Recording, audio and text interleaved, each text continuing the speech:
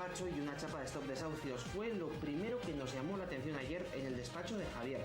Él es párroco de Alza y de Larracho y hoy nos va a visitar en NP. La mujer crucificada que tengo aquí en el despacho representa y simboliza especialmente a todas las mujeres crucificadas de la historia, puesto que Cristo representa a los crucificados del mundo.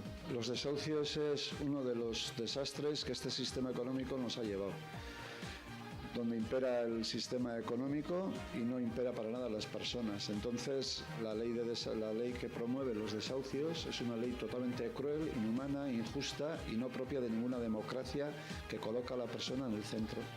Arratsaldeon, buenas tardes. Hoy en NPI además estrenamos un espacio musical en el que cada semana intentaremos sorprenderos.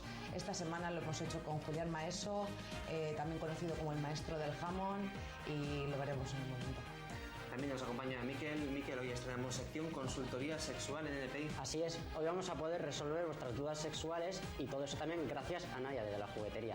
Y para eso simplemente vais a tener que entrar en el Facebook que aparece aquí abajo, preguntar algo y después de la publicidad vamos a poder hacerlo. Son imágenes del pasado sábado. Miquel, estuviste con la Peloponi en la rotonda. Sí, estuve con ella. Fue una fiesta divertidísima. Estuve actuando, cantando dos canciones diferentes. Ella es una chica majísima. No me lo esperaba así, me lo esperaba de otra manera diferente. Pero es una chica encantadora, la verdad. Así que dentro vídeo.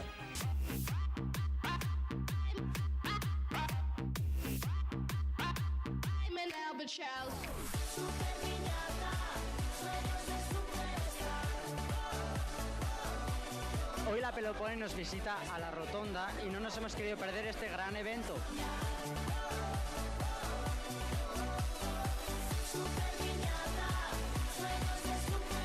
Sabemos ya que no es la primera vez que ya vienes a Guipúzcoa. ¿Qué te parece? La verdad es que me encanta.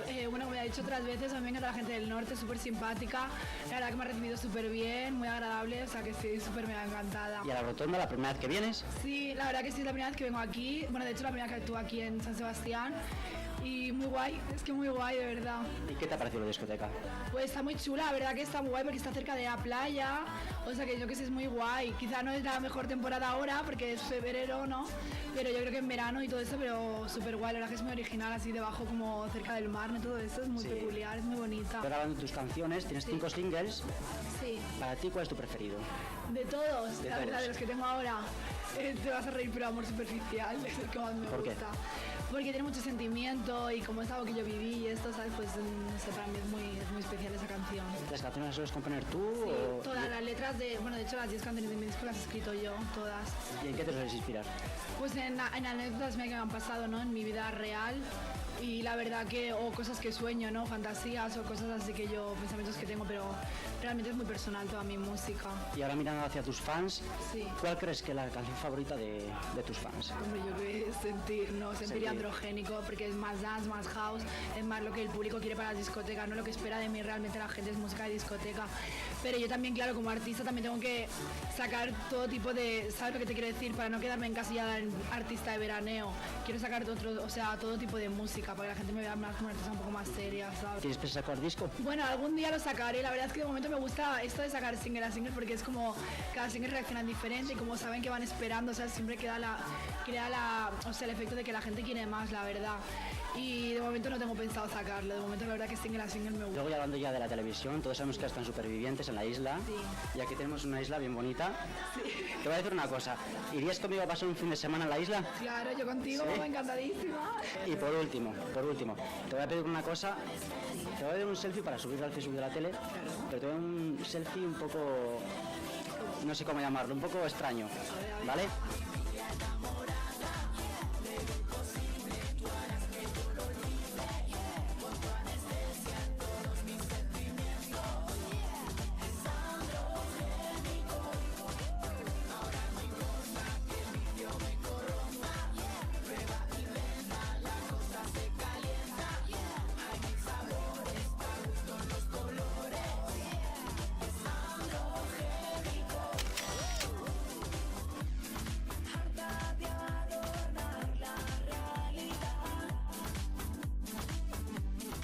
Es un crucifijo con una mujer y está en el despacho de Javier. Él es párroco de Alza y Herrera Y la verdad, Javier, arráchate, buenas tardes. Buenas tardes. Nos tuviste que decir tú que era el crucifijo de una mujer ayer cuando te visitábamos para que nos diéramos cuenta, porque no es algo común. Es que nadie se fija en los crucificados. ¿Y en las crucificadas? Y en los crucificados menos. Incluso hasta les cantan en los campos de fútbol, que son las culpables. Fíjate tú, qué nivel de democracia. Javier, estamos pasando una época muy triste en la que hay mucha gente que se queda sin hogar. Bueno, esta es la historia que se repite. Los poderosos son los poderosos, los pobres son los pobres, y aquí no cuenta absolutamente para nada el ser humano. Hay gobiernos fantásticos y maravillosos que firman la Declaración Universal de los Derechos Humanos, y en el artículo 25 se dice que nadie podrá privar de lo necesario para vivir. Esto lo firman todos.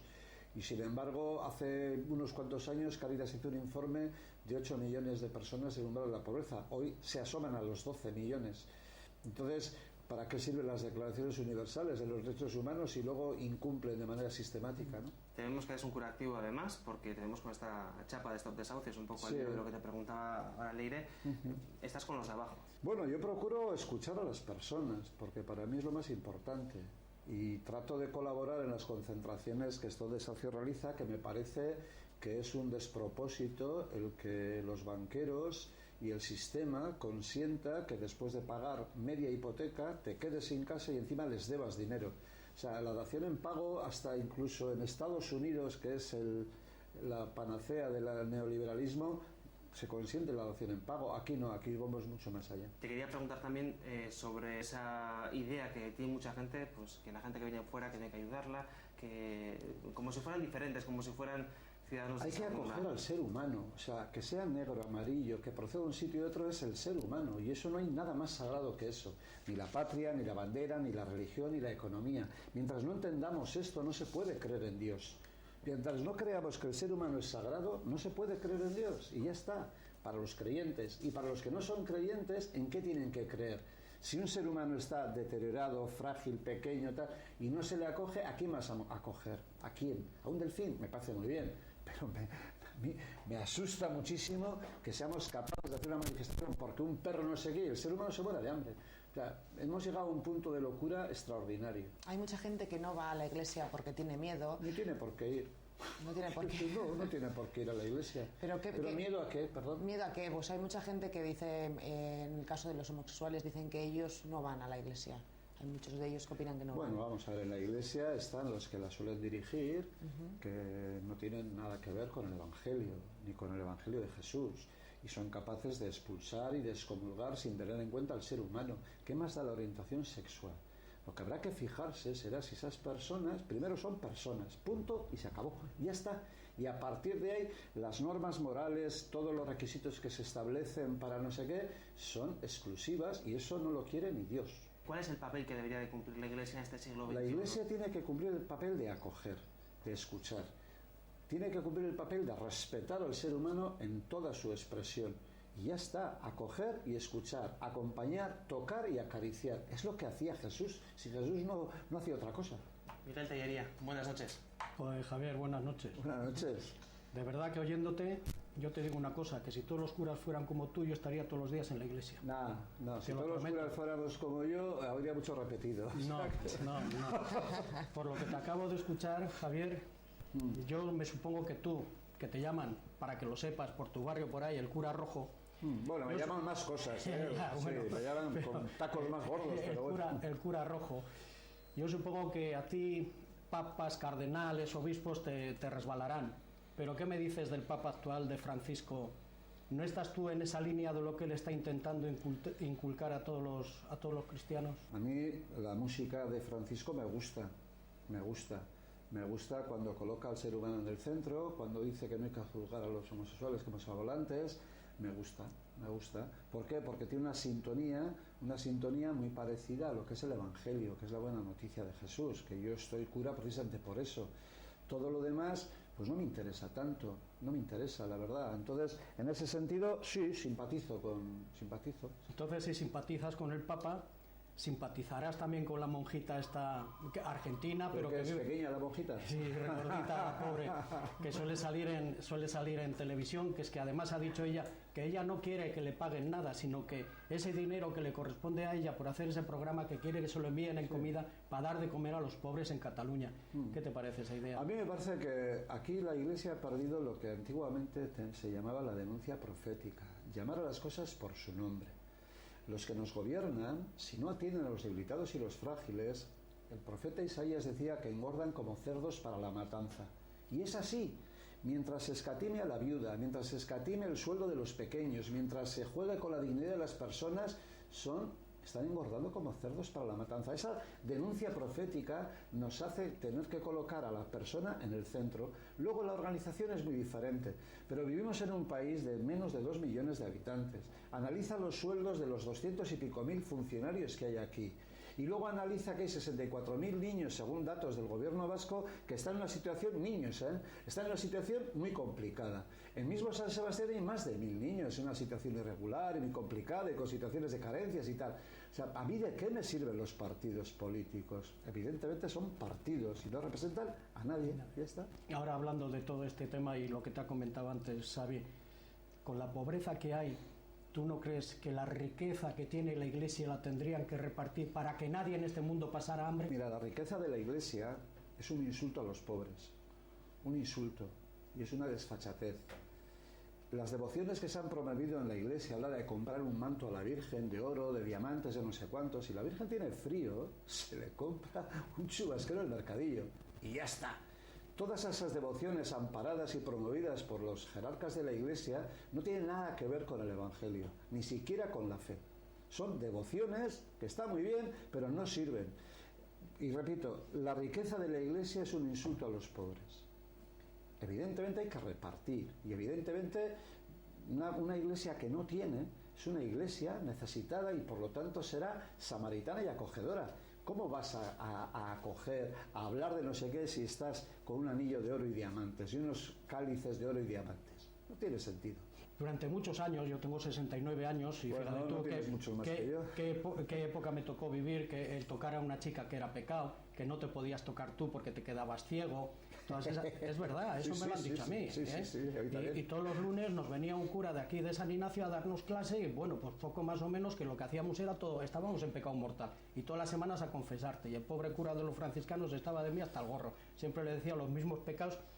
¿No crees tú que los curas en primer lugar tendrían que poderse casar, el celibato, en vez de estar ahí, que no sé, yo no sé si estáis tan concienciados de que sois curas y no necesitáis una mujer, ¿cómo lo vivís? Yo lo que creo, en primer lugar, el celibato tiene que ser una opción. Hay gente que no quiere casarse ni estar con nadie, y es tan legítimo como lo que sea. Tiene que ser opcional, para empezar. Y en segundo lugar, me has hablado de un tiempo en el que efectivamente el control, el que dominaba la conciencia y los bolsillos era la Iglesia hace 50 años. Respondía a una época y un momento. Todo eso después cambió con el Concilio Vaticano II, ¿verdad? Y se trató de hacer un cambio radical en el asunto.